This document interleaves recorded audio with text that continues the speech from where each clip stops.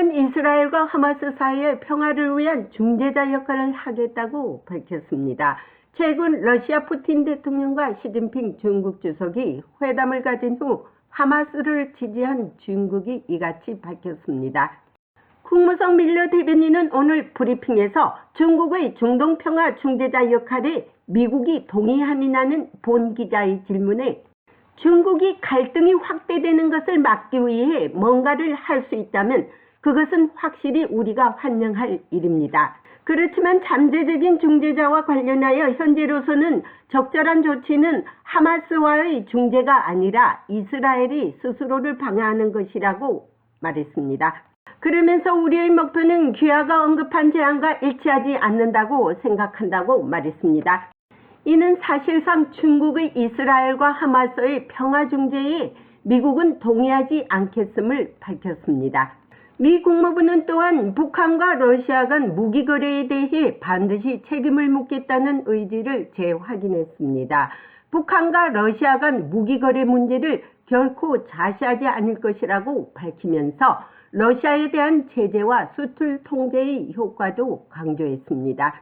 매튜 밀러 국무성 대변인은 오늘 브리핑에서 북한과 러시아 간 무기 거래를 막을 방안과 관련한 본 기자의 질문이 러시아가 전 세계를 돌아다니며 무기를 찾아야 하는 이유 중 하나는 미국이 러시아에 부과한 제재와 수출 통제 때문이라고 답변하면서 그러한 나라 중 하나가 북한이라며 우리는 군사적 지원이 이미 북한에서 러시아로 향하고 있음을 보여주는 정보를 공개했다고 말했습니다.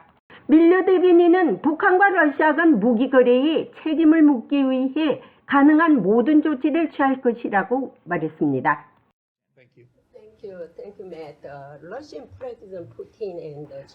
감사합니다, 매튜. 푸틴 러시아 대통령과 시진핑 중국 주석은 중동 위기의 원인을 미국의 잘못된 외교 탓으로 돌리며 하마스를 지지한다고 밝혔습니다.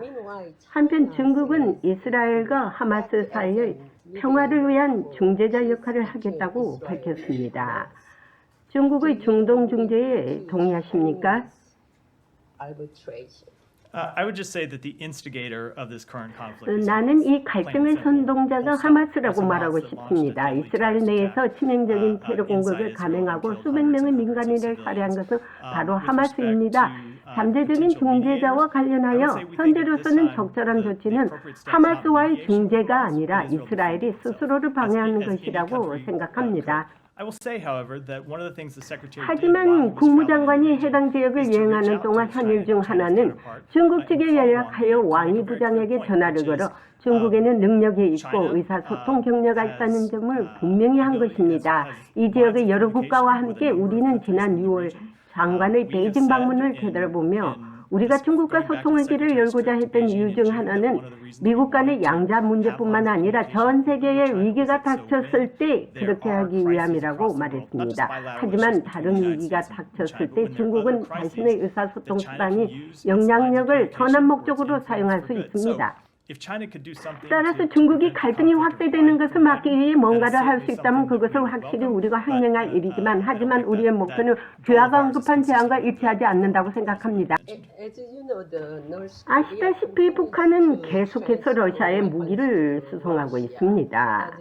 미국은 러시아와 북한 간의 이런 무기 거래를 차단할 수 있는 어떤 도구를 갖고 있습니까? 그래서 우리는 이 최신 위기 이전에 이에 대해 이야기한 적이 있고요. 제가 그때 말했듯이 러시아가 무기를 찾기 위해 전 세계를 돌아다니며 했던 이유 중 하나는 우리가 그들에게 부과한 제재와 수출 통제 때문이라고 말씀드리고 싶습니다. 그 국가 중 하나가 북한이고 우리는 군사 지원이 이미 북한에서 러시아로 이동하고 있음을 보여주는 정보를 공개했습니다.